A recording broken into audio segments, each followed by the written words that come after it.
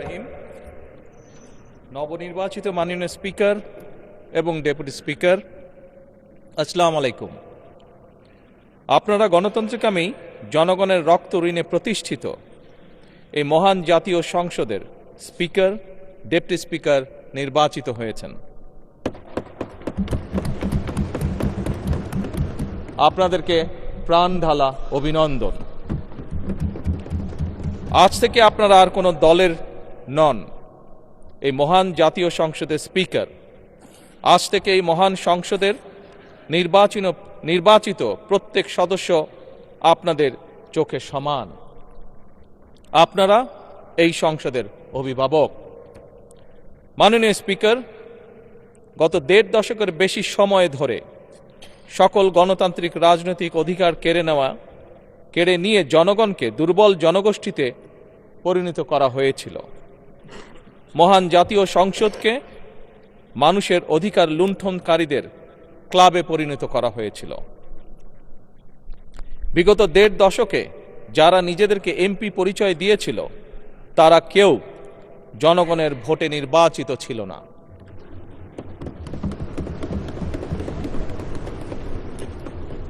কিন্তু আজ এই সংসদে জনগণের সরাসরি ভোটে নির্বাচিত জনপ্রতিনিধিদের সংসদ।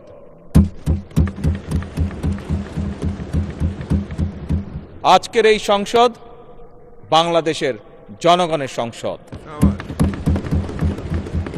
আপনারা আজ এই মহান সংসদের অভিভাবকের দায়িত্ব গ্রহণ করেছেন।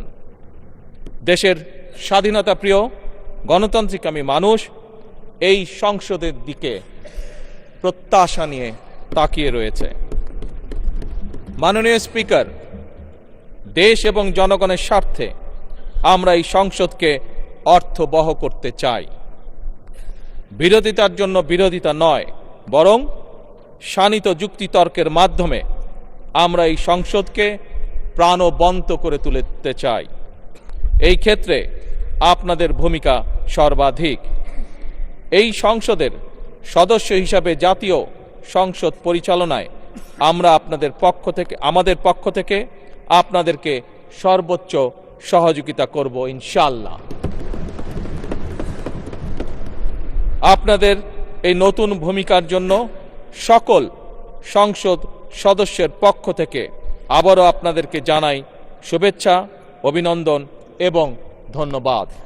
মাননীয় স্পিকার, মহান রব্বুল আলামিনের দরবারে আমরা কামনা করি এই মহান সংসদ সাফল্য কামনা করে আমার শুভেচ্ছা বক্তব্য শেষ করছি। আল্লাহ হাফেজ। বাংলাদেশ জিন্দাবাদ।